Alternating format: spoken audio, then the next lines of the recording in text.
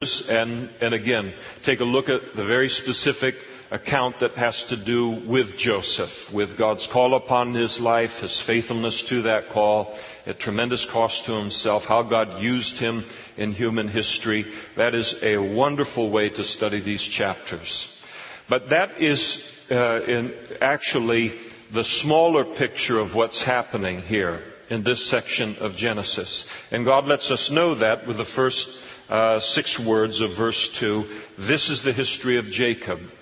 This whole section that has to do with Joseph has to do with Joseph in a secondary way, an important way, but it has to do supremely with Joseph and God's plan for the world through the 3 great patriarchs of Jewish history, Abraham, Isaac, and Jacob. And so the plans that God has for that lineage to bless the whole world through that bloodline, and the greatest blessing being our Savior, the Messiah, Jesus, coming into the world in order to forgive us for our sins and give us the possibility of relationship with God and everlasting life and those blessings. And so here we begin in verse 37, a period that's going to cover really as we look at, well, not all the way through the rest of the chapter, but until Joseph is reunited with his father, going to be a period of 22 years. And what it's going to tell us is Joseph is sold into slavery, then becomes the second most powerful man in the world. What it explains for us in the big picture of Jacob is this: how in the world did Jacob, his sons, and the nation of Israel ever end up in Egypt? And why in the world did they ever end up in Egypt? Why would God do that when all the promises were associated to them being in Canaan, receiving the land of Canaan? Now you remember way back in chapter 15 of Genesis that God had already revealed to Abraham that one day his descendants would spend 400 years in a foreign land, and that he would then bring them out of that foreign land back into the land of Canaan. There are 3 principal reasons for God taking this whole bloodline out of Canaan, out of the pagan world, taking them into Egypt for a time. And one of the reasons was to wait for the iniquity of the Amorites to become completed. So God takes the children of Israel and He takes them into Egypt because the Amorites, God is going to displace all of these pagan tribes that are in the land at that time, not just because they're pagan, but because of the greatness of their wickedness. But there was one group that was less wicked than the rest of them by the name of the Amorites. But God knew that over a period of time they will become equally wicked as the rest of the nations, and they would be then require God to rise up from His throne in judgment if He's a righteous God at all, and then judge them for their iniquity. But they would not become that wicked for a period of 400 years, so God did not want them judged. He did not want them displaced until their sin required it of Him. And so He gives the Amorites about 400 years of kind of extra time while that's happening. A second reason that He takes them into Egypt was to protect them. They are, at this particular point in time, in Genesis chapter 37, Jacob and his sons and his sons' sons and descendants number about 70 males. They are hardly a nation. They are hardly a good-sized tribe at this time. They are very simply a family. And it would be very, very easy for any one of the very violent tribes and nations in Canaan at that time to just rise up one day and in 24 to 48 hours slaughter the entire group. It wasn't unheard of. A very, very violent time in the Middle East. Okay. All right. You finish the sentence on that. It's kind of been like that, hasn't it? But now, God, while they're so weak and so vulnerable numerically, He takes them and He puts them into the womb of Egypt, so to speak, to protect them. A third reason that He takes them into Egypt is in order to develop them. Once again, to develop them from being a fairly good-sized family to becoming a nation. If he hands Canaan over to them right now, and there's 70 males plus their wives and their children, they can't even fill a village. They can't dominate that land. They can't control that land. They can't even handle the wild animals in that land, let alone the sinful nations that are around them. So God takes them into Egypt. When He does it a little later in Genesis, they number about 70 people when they go in. They go into Egypt as a family. When they come out 400 years later, they're truly a nation. They're now the nation of Israel, the descendants of Israel, that is Jacob. And by the time that 400 years goes by, as we'll see, they'll number 600,000 males. And probably, if you put the males together, the wives, the children and all, numbering somewhere between, 2 and 3 million people. Now they have a population base to do what God has planned for them there in Egypt. Now you'd think taking them into Egypt would be a crazy thing to do. If you take them into Egypt, isn't the Egyptians going to, wipe them out? Aren't they more, hostile? Won't the Egyptians absorb them into their population, and the Hebrews will lose their distinctive bloodline in the midst of the Egyptians? Not among the Egyptians of those days. The Egyptians in those days, they were the people, and they knew it.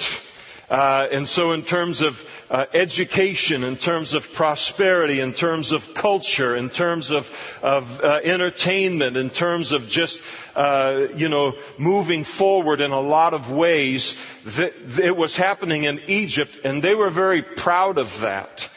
And if you weren't, it was kind of like Texas, if you weren't an Egyptian, you were nobody. And so you could take and put these Hebrews easily into Egypt, and the Egyptians at that time, so proud and separated from the other peoples, they would never marry into it. Into an immigrant population, into a foreign population, wouldn't happen.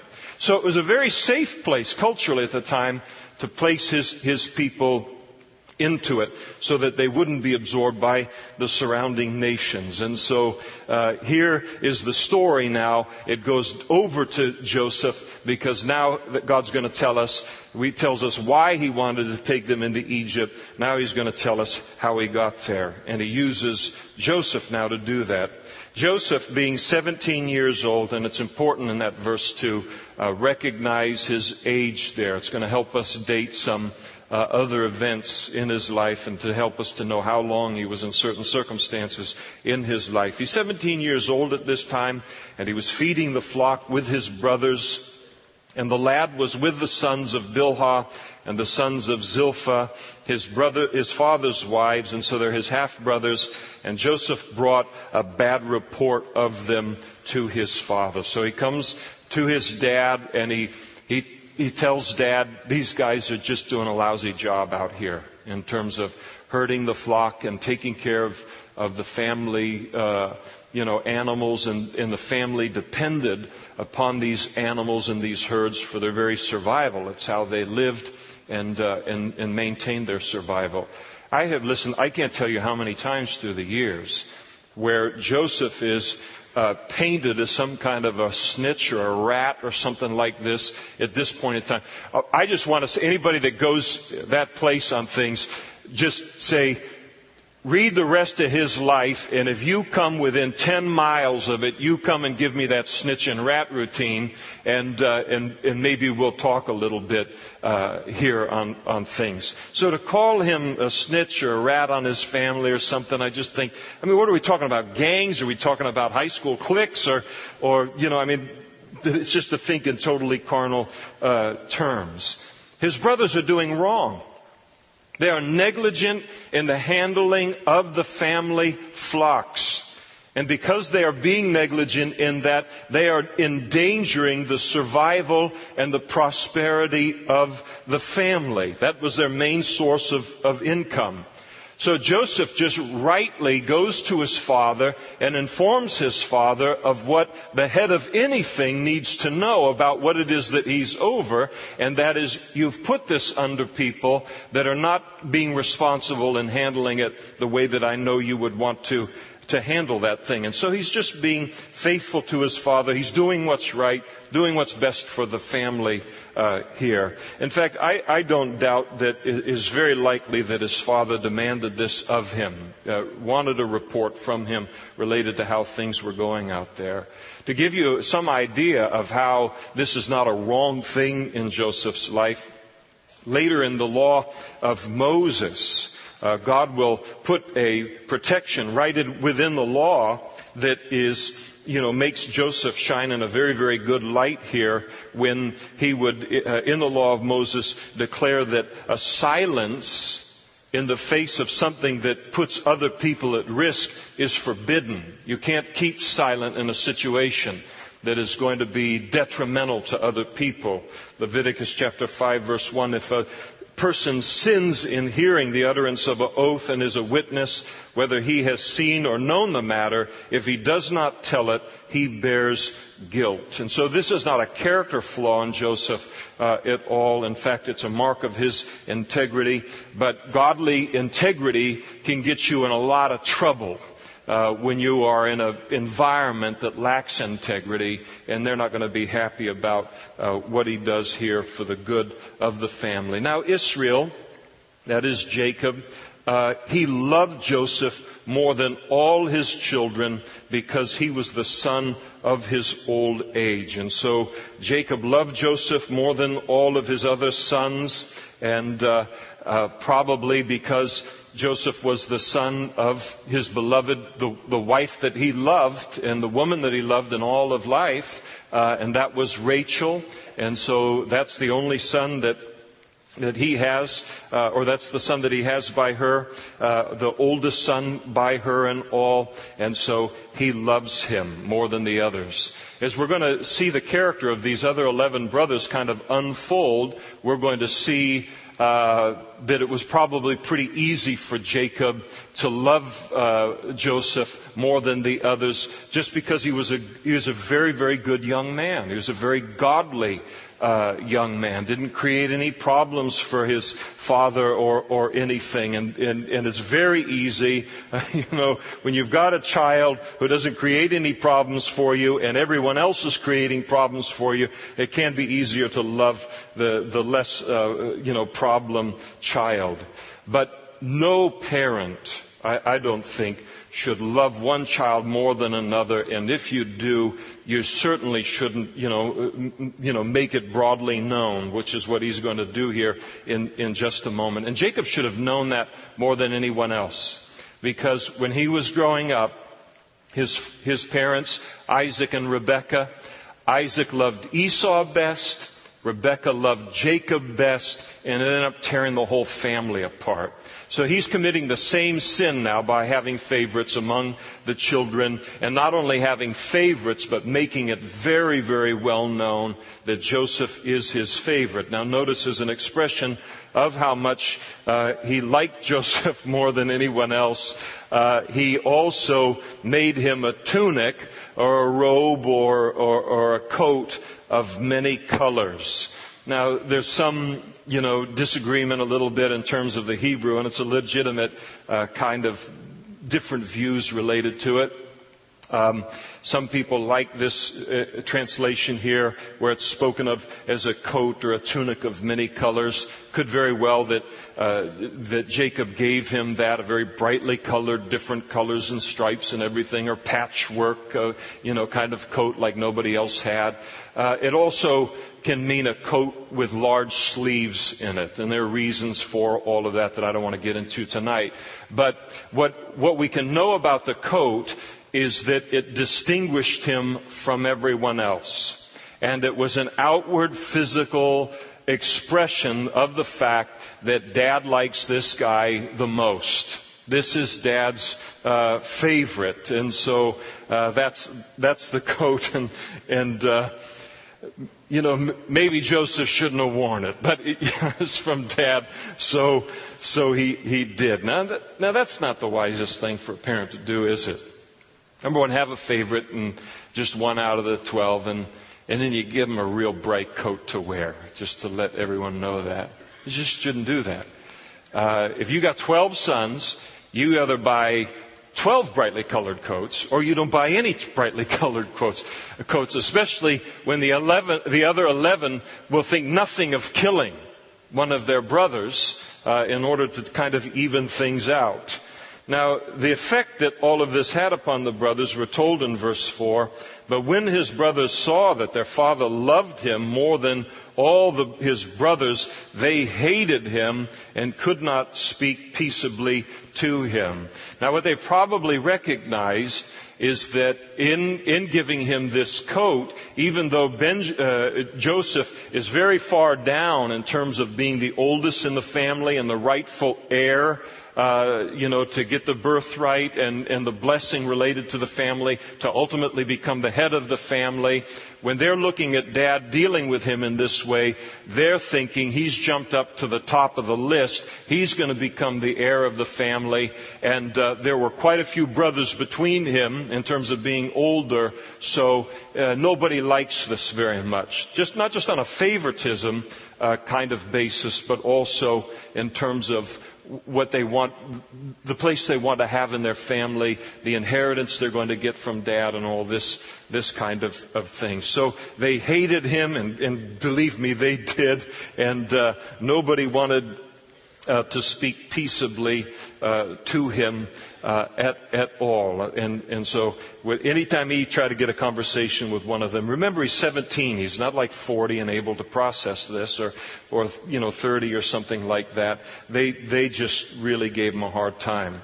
Now Joseph, as if things couldn't be worse, had a dream.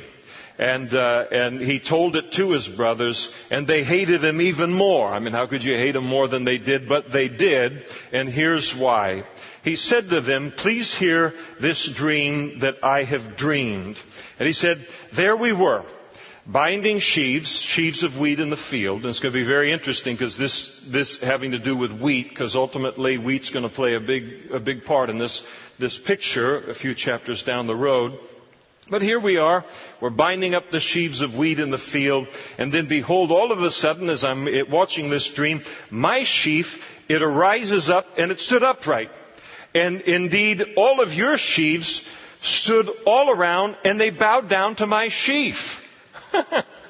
Crazy! So he tells them the dream here.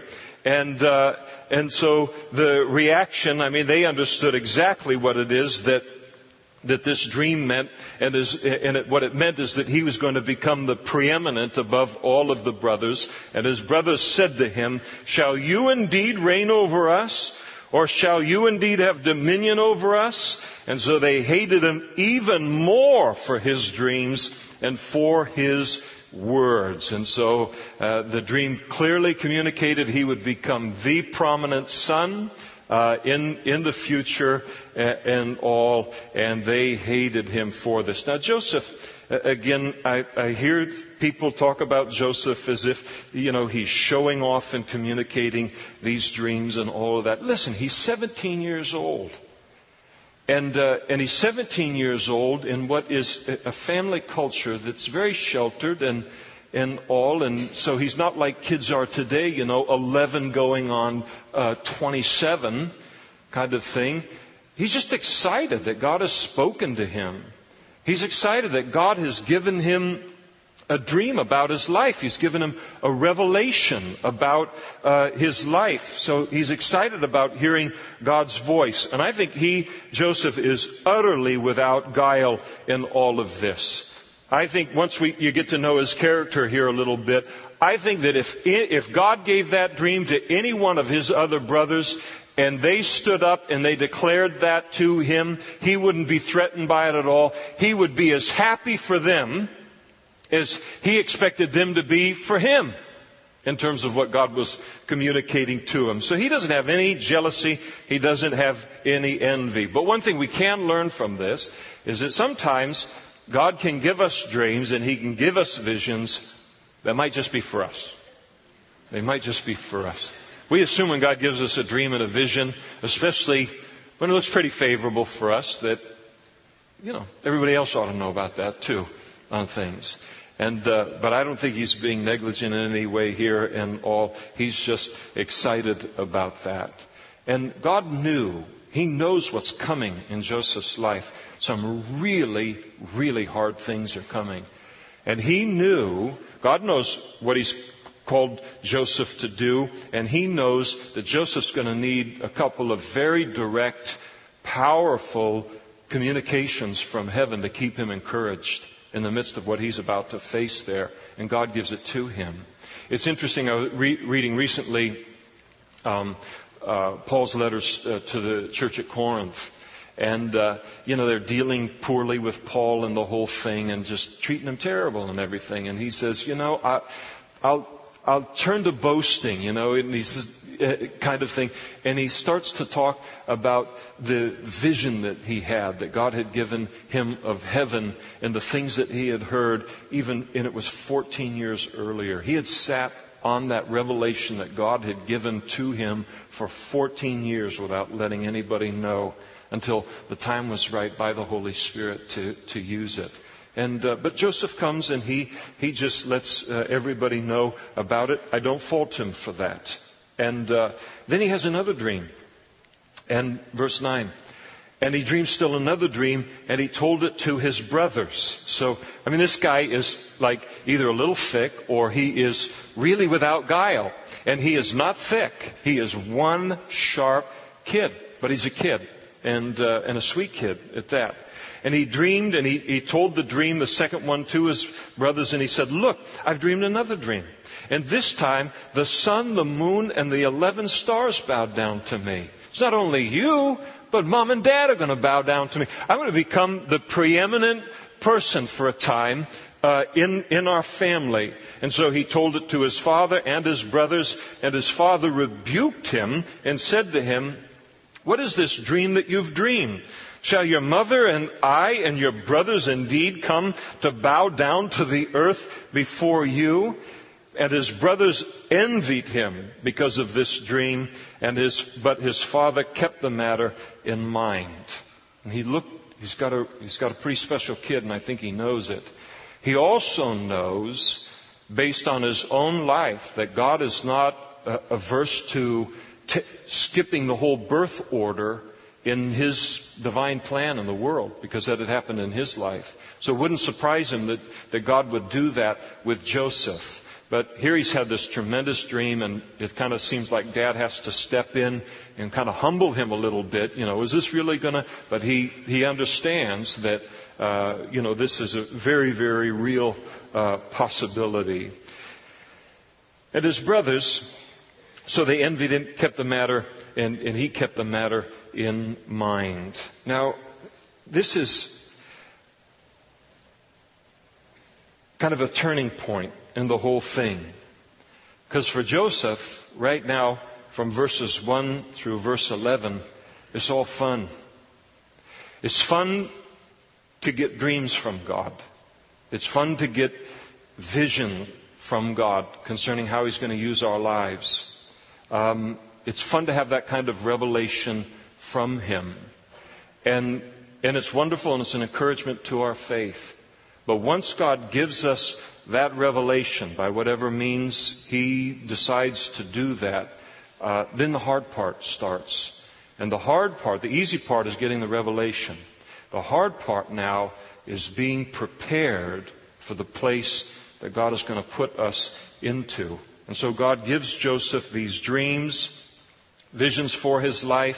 He knows he's going to need them for what's coming right around the corner in his life, because he's heading now into a 13-year period of the development of his character before these dreams come to pass. There is something way, way harder than the preparation that God invests in our life, no matter how hard it gets. And it gets really hard for Joseph. And when you look at how God prepares his character to ultimately become the second most powerful man in the world and to keep his head screwed on straight when that happens, there is something harder than the preparation of our character for that position. And the harder thing is for us to be elevated into a position and not have the character to handle it well. That is the harder thing. And remember that for those of you where God has given you vision. You feel like he's given you a sense of his calling upon your life, and you think, this is so hard. I can't believe how he's stretching me. It just can't get any harder than this. One day you will be very thankful for how hard he stretched and pulled you in the preparation process. The worst thing is to get in that place and go, I don't know what to do. I'm completely overwhelmed with this. I don't have the character or the depth to handle what he's put me in the middle of. And God never, ever puts us in the middle of a situation that he has not prepared us to be successful for in the middle of. But it can be really, really hard. The other thing I want to say, too, about that whole issue, the time of preparation, it's going to be 13 years. 13 years. He's heading into a 13-year trial. I don't like to use 13 years and trial all in the same sentence. That's a really long time. 3 weeks? 6 weeks. I mean, if you're going to do something really big in your life, 6 weeks of preparation. 13 years? Wow! And God can do that. And don't give up on the dreams and the visions that God has given you for your life, and years have gone by and you wonder about and all of this. I mean, that thing can turn in a night and you're right in the middle of what he promised you. But it can be years in the preparation. God doesn't have a watch. There's not even a calendar in heaven on things. And so he's very patient about how he works in these things. And so now the preparation begins. And then then his brothers went to feed his father's flock in Shechem, which is about 50 miles away from Hebron. And Israel said to Joseph, are not your brothers feeding the flock in Shechem? Come, I will send you to them. And so he said, here I am. And so maybe a little too much time's gone by. They've been away, no word back on how everything's going. So he sends Joseph to make sure everything is going to be okay and make the 50-mile journey. And then he said to him, please go and see if it is well with your brothers and well with the flocks, and bring back word to me. And so he sent him out of the valley of Hebron, and he went to Shechem. Now a certain man found him while he was in Shechem, and there he was wandering in the field looking for his brothers. And the man asked him, saying, what are you seeking? And he said, I'm seeking my brothers. Please tell me where they are feeding their flocks. And the man said, they've departed from here, for I heard them say, let us go to Dothan, which was another 15 miles away. And so Joseph went after his brothers, and he found them in Dothan. Now, when they saw him from afar off, so they're tending the flock, and they look out and they can see him from a great distance. Why do you think they know it's him from a great distance? That colorful old coat, boy, it's just as bright as can be.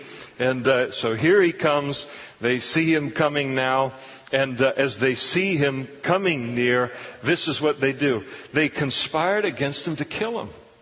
They were going to punch him out, or, put him in a headlock or something like that, They're going to kill him. They want to kill him. And the reason they want to kill him, very, very interesting here in verse 19. Then they said to one another, look, this dreamer is coming. They're going to kill him because of his dreams. We know how to put an end to his dreams. And you can tell as they talk about him being the dreamer, they won't call him by name. These two dreams that he had really, really bothered them.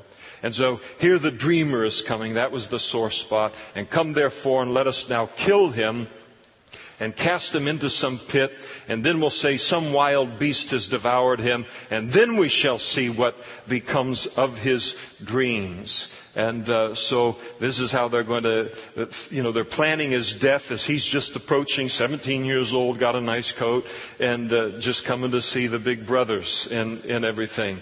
But Reuben, who was the oldest brother, when he heard this kind of talk going on, he delivered Joseph out of their hands and said, let's not kill him. And so Joseph steps in now, and he delivers Joseph from what would have been a certain death upon him just arriving to be with his brothers. And so he proposes that they would be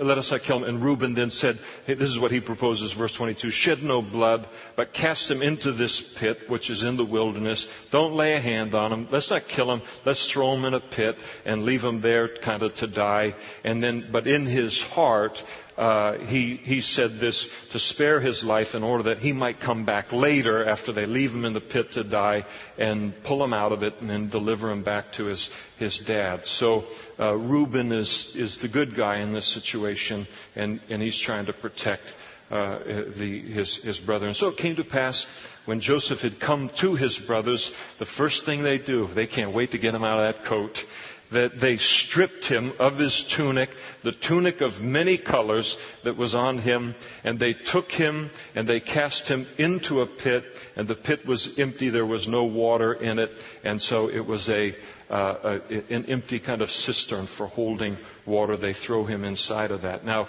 we might think that Joseph just kind of gets thrown in there and he just passively accepts it, but later on, in chapter 42, verse 21, when the brothers, because of a guilty conscience, begin to recount this whole thing, they talk about how Joseph, as they threw him in the pit, he began to call out and cry for mercy, that they wouldn't do this to him. It was the kind of thing, I can't believe you're doing this. I can't believe that you would do this to any human being. I can't believe you would do this to your brother. And he's pleading for them to have mercy upon him and upon his life. And so they throw him down into the pit, and they sat down to eat a meal. Probably some Reuben sandwiches. It's a little Bible humor for you. Everybody awake now? Okay. All right. No, you like that. Don't tell me you didn't like that. So they sat down to eat. None of this affects their appetite at all.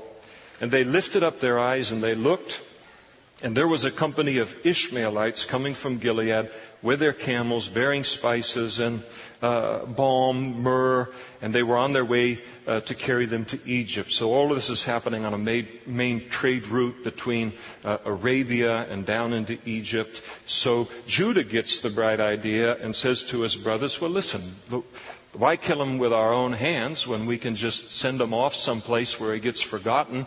We make a few bucks off the thing, too.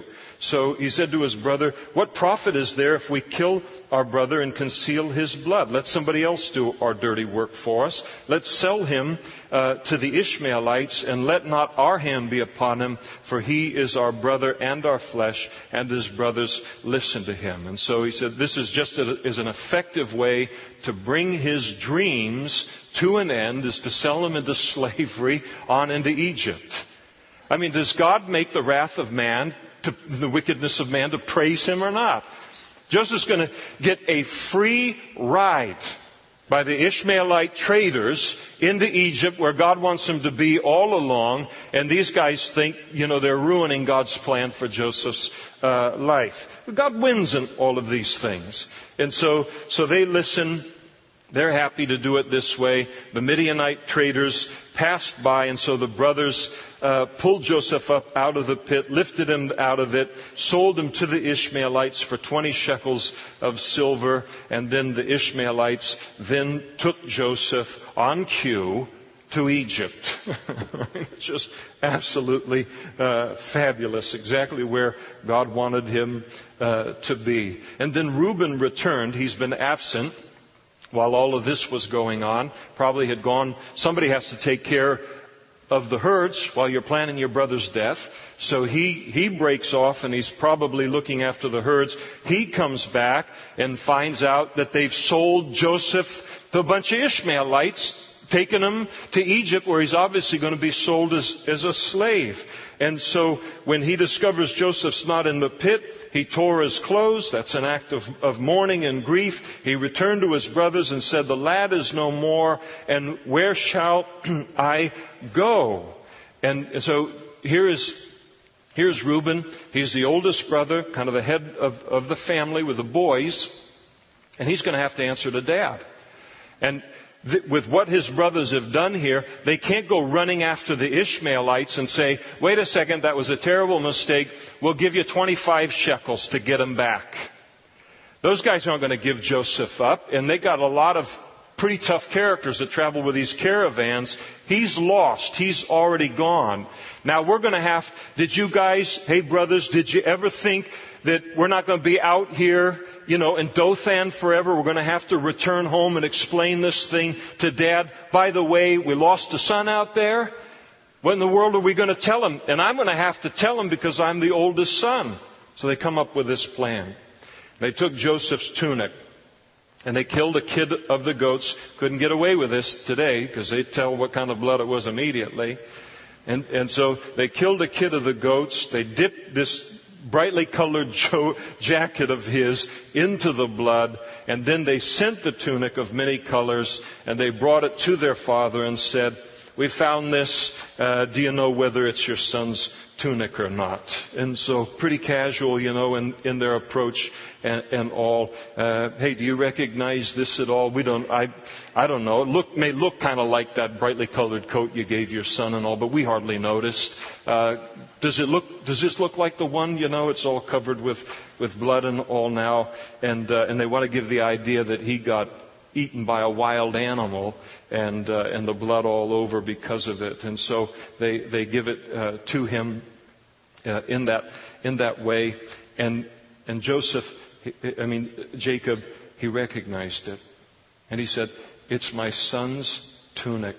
And then he comes to the conclusion they wanted him to come to. A wild beast has devoured him. Without doubt, Joseph is torn to pieces. For 22 years, they're going to let their dad live with the lie that their son, his favorite son, is dead. He's not dead at all. That is just so unspeakably cruel to do to a parent. And the only way it can be crueler is what they're doing to Jacob here, and that is Jacob has to feel, I'm the one that sent him out to Shechem and then on to Dothan. If I had never sent him, he would still be alive today. And for 22 years, he's going to feel responsible for the death of his son. And these guys are so hard and so cold-hearted that they don't mind doing this to their dad, who is innocent in all this, in order to cover themselves in the situation. And Jacob is so really torn up over the situation that this is what's represented by it. He then tears his clothes in mourning, puts sackcloth on his waist, and then he mourned for his son many days. And then notice this. You talk about chutzpah. Talk about nerve. Then all of his sons and all his daughters, these 11 boys with the daughters, they arose to try and comfort him. How can you live with yourself? And he said, "For I will go down into the grave to my son in mourning." And thus his father wept for him. And he said, "I will never recover from this." And they were willing to have it be so in his life. Now the Midianites had sold him in Egypt to Potiphar, an officer of Pharaoh, the captain of the guard. So he is now sold in Egypt. Joseph is. He's sold to a very, very powerful man in Pharaoh's government, and a man who oversees kind of the prison system in Egypt. Then we come to chapter 38 here in all of this. And when you come to chapter 38, it just seems like a really It's like the writer of the Bible finished chapter 37 and went off and had a cup of coffee and came back and just started writing something that doesn't have anything to do with the chronology, as it deals with really a very sordid event having to do with Judah, it was his idea to sell Joseph into the slavery and all. And you look and say, how in the world does this fit into the chronology? But it does fit in. And there's a reason for it. Chapter 38 and kind of just the shameful events of chapter 38 are listed for us at this point in order to help us realize why Joseph had to go into Egypt in order to prepare a place for his family, for their survival, in order that they would not become absorbed by the Canaanite people and the Canaanite nations and tribes around them. Because in chapter 38, we're going to see that the descendants of Jacob, the family is unraveling.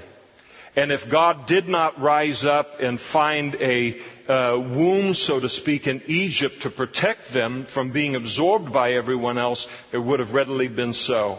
So here is this thing where Joseph now goes into Egypt. He's being prepared for God's call on his life to protect not only this nation and this people, but his plan of salvation. And then now here in chapter 38 we see why it was necessary, because these people are falling apart. And it came to pass at that time that Judah, that's the one that took in one. It was his idea to sell Joseph, for 20 pieces of silver and the whole thing, and then deceived his father into thinking that Joseph was dead. He now leaves home, departed from his brothers, and he visited a certain Adulamite whose name was Hira. And Judah saw there a daughter of a certain Canaanite whose name was Shua, and he married her and went into her. Is this guy crazy? I mean, this is kind of how it is. He marries a Canaanite. Remember how Abraham was so careful with his servant to make sure that his son Isaac did not marry a Canaanite, and sent back to his family in order to find, someone with godly character to marry his son. And then Isaac does the same thing for Jacob. And there was real concern for the bloodline, that it would not be absorbed by the pagan nations. Judah doesn't care about any of this stuff at all. He wants a Canaanite woman. He doesn't care about spiritual things. Doesn't care about the promises of God for the family. He wants a Canaanite woman. He's going to marry a Canaanite woman. And so that's exactly what he does. And he just couldn't be more wrong in what he does here. There isn't a good spiritual sobriety in the family, and God knows it. And so she conceived his wife and bore a son and called his name Easy to remember. And she conceived again and bore a son, and she called his name Onan. She conceived again, yet again, bore a son, and called his name Shelah. That's weird. That's kind of like a girl named Sue or a boy named Sue kind of a thing, isn't it? But in that culture, it was a male name. Here, it's more of a female name. And he was at Chezib when she bore him. And then Judah took a wife for So this quite a bit of time's going by. His oldest son has now grown into adult life. And he now marries. And the wife that he takes, her name is Tamar. But Judah's firstborn, was wicked in the sight of the Lord, and the Lord killed him. Now, this guy's got to be pretty wicked, because God's putting up with quite a bit, just in the general population of things. And so the wickedness isn't named, but the Lord goes in and takes him out. And Judah then said to Onan, his next oldest son, "Go in to your brother's wife and marry her and raise up an heir to your brother." This was called the Levirate marriage in those days. And the Levirate marriage was, if you had an older brother and he married a woman and he died before they had a son, in order for his name to continue and be a part of continuing on in human history, then the next blood relative, closest blood relative, would then marry the widow and take her as wife, and then would be involved with her intimately until she conceived a son. That son would not be considered his son, but his older brother's son, in order that his name would live on. And so it's very, very important for that culture that a man's name did not die out. And we're less concerned about those things. I certainly am. I had 2 daughters and absolutely fine with that. So we didn't keep trying until we had a boy. And so you end up with Ma Kettle and Ma Kyle here until 18 girls, and then you finally get the boy, kind of a deal, and everyone's dead. So you can do that. That's fine. There's a lot of choices and freedom in the United States. And so I'm not putting it down, backpedaling pretty good. I'm thinking, just saying it's right for me. But that was the way that the deal worked. And so to raise up, the whole purpose in verse 8 is to raise up an heir for your brother. But Onan knew that the heir, the male child that would come out of this union, wouldn't be his. And so he would kind of have to expend the resources to raise the boy.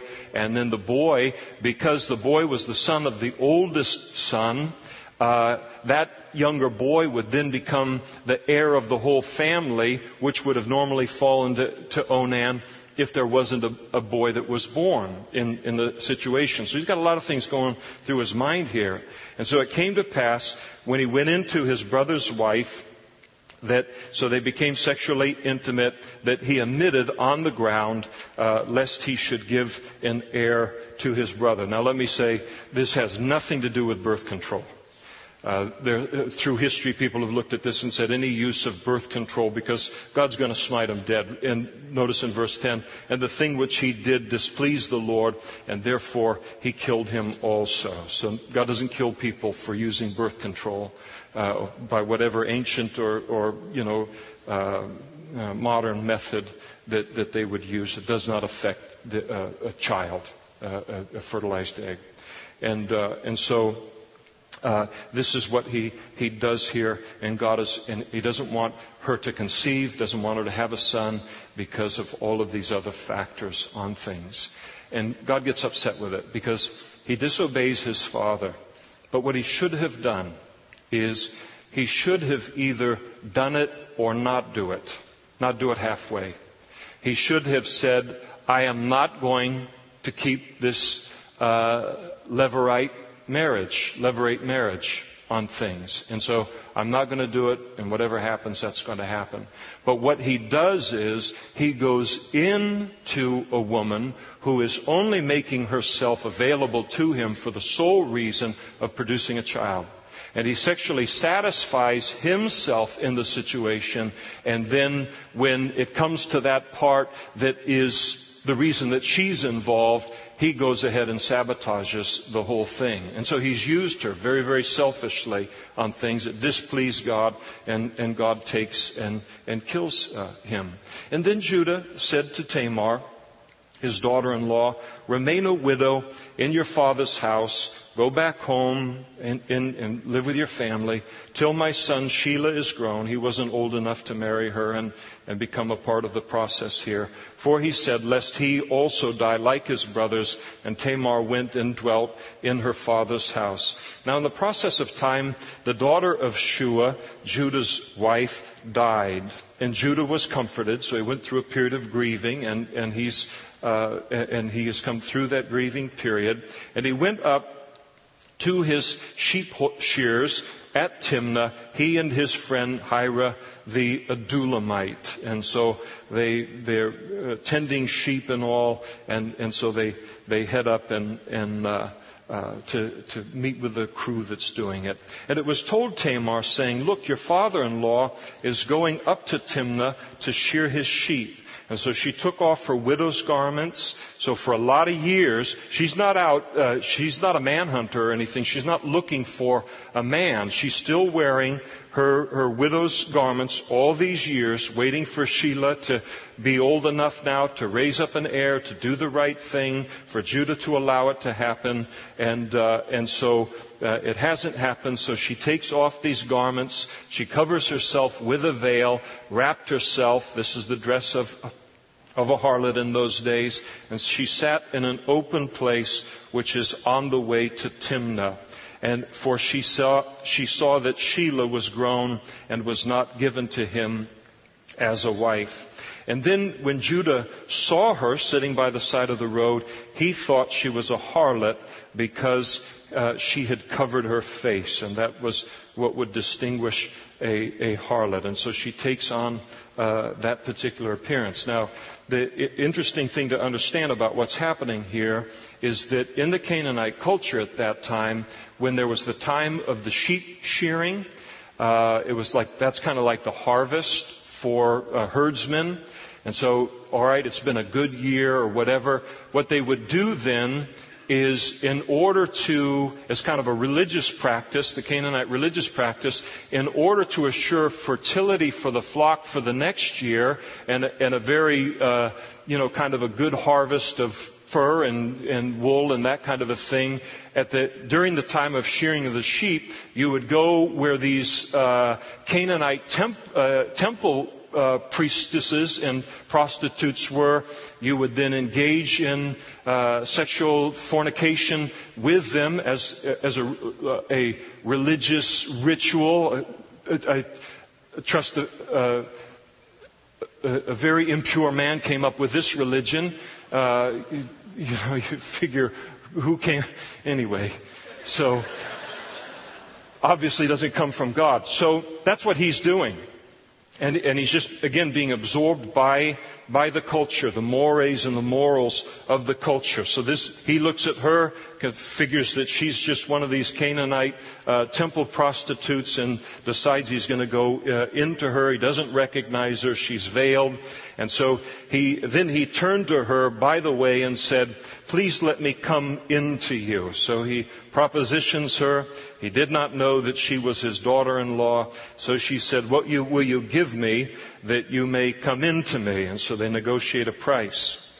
And he said, "I will give a young goat from the flock." That's the offer. And so she said, "Will you give me a pledge until you send it? You've come here, you offer a young goat, and you don't have a young goat. And so what can you give me as kind of a surety that you're going to bring a goat to me in payment, once all of this is through?" And he said, "What pledge shall I give you? You name what you desire." And she said, "Your signet and cord and your staff that's in your hand." And then he gave them to her. Now, a signet and a cord was something for around your neck, and your signet, that was a family seal. That was a very distinct, that seal didn't belong to anybody else in all of Canaan. That was unique to his family. The staff would have also been very uniquely carved with the crest of the family or the name of the family. I mean, they would have strongly identified the owner of these objects. In other words, it would be, in terms of identification, it would be like today someone leaving his driver's license and a credit card with her. Very easy to find out who in the world this person was. He went into her, and she conceived by him. And so she arose, and she went away, laid aside her veil, put on the garments of her widowhood. And so she goes back to her other life there on things, and continues all of that. The harlotry side of things is over. And then Judah, he sent a young goat by the hand of his friend the Adullamite to receive his pledge from the woman's hand. So he wanted to give the goat to her so he could get his seal and his staff back. But he couldn't find her. And then he asked the men of the area and said, "Where's the harlot that was openly by the roadside?" And they said, "There's no harlot that hangs out around here in this place." And so he returned to Judah and said, "I can't find her." And also the men of the place said, "There's no harlot in that place." And then Judah said, "Let her take them for herself. She can have those, lest we be shamed, because I've done what I can. I sent her the young goat, and you haven't found her. I tried to do what was right here." And it came to pass about 3 months later that Judah was told, saying, Tamar, your daughter-in-law, has played the harlot, and furthermore, she is with child by harlotry. So word comes back to Judah now that your daughter-in-law, who's been waiting for Shelah, is now pregnant, and she's pregnant by harlotry. Notice Judah's reaction. Bring her out and let her be burned. Not the mildest, kind of reaction to the whole thing.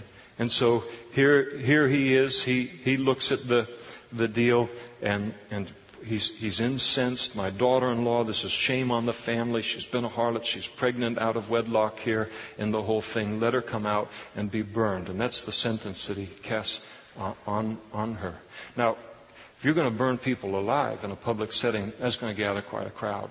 So probably from all the families and everything, everyone comes together to see all of this.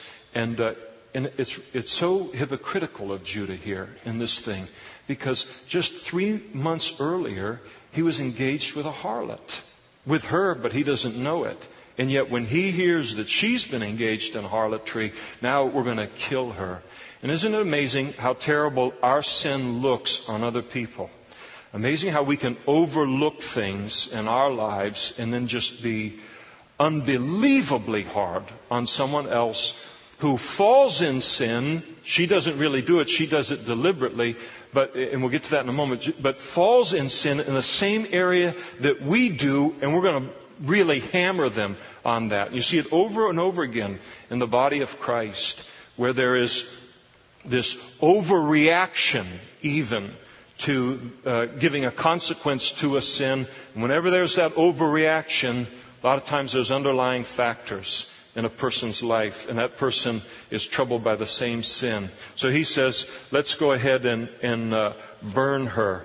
And she's brought out now to be burned, and she's sent to her father-in-law, saying, by the man to whom these things belong, I'm with child. This is the man that conceived with me on things. And she said, please determine whose these are, the signet and the cord and the staff. And I mean, everyone can look at them and they know that they belong to Judah. And so Judah acknowledged them and said, she has been more righteous than I, because I did not give her to Shelah, my son, and he never knew her again. She was more righteous than him in that he engaged in sex with her for his own sexual satisfaction. She engaged in sex with him in order to raise up an heir to her dead husband, which the law of the land allowed for that time. So there are two completely different kind of categories of people here in terms of how things would be judged. But to his credit, he admits, I have done the greater wrong here in all of this. And it came to pass at the time for giving birth that, behold, twins were in her womb. And so it was when she was giving birth that the one put out his hand, and because whichever child was firstborn was super important to them, the midwife grabs that hand, puts a scarlet thread on it, and so we know this one came out first, even if it was only a hand. And then it happened, he drew his hand back into mom, and his brother came out unexpectedly, and she said, how did you break through? This breach be upon you. And therefore his name was called Perez, which means breakthrough. And then afterward his brother came out, who had the scarlet thread on his hand, and his name was called Zerah. Amazing. The birth of these two twins. And you know what's one of the most amazing things about the whole chapter? Is that God is going to bring his son into the world, not through the lineage of Joseph. I mean, while Joseph is going to handle temptation in a completely different way, we'll see next week, Judah handles it in the worldly way on things. And you would think, boy, God is going to bring the Messiah into the world through Joseph for sure. But he doesn't. He brings Jesus into the world through Judah. And through Perez, one of these two twins here, Zerah. And that's how He comes into the world. Sometimes people say, there's no grace in the Old Testament. There's unbelievable grace in the Old Testament. God's a willingness to identify with sinners. If the worship team would come forward.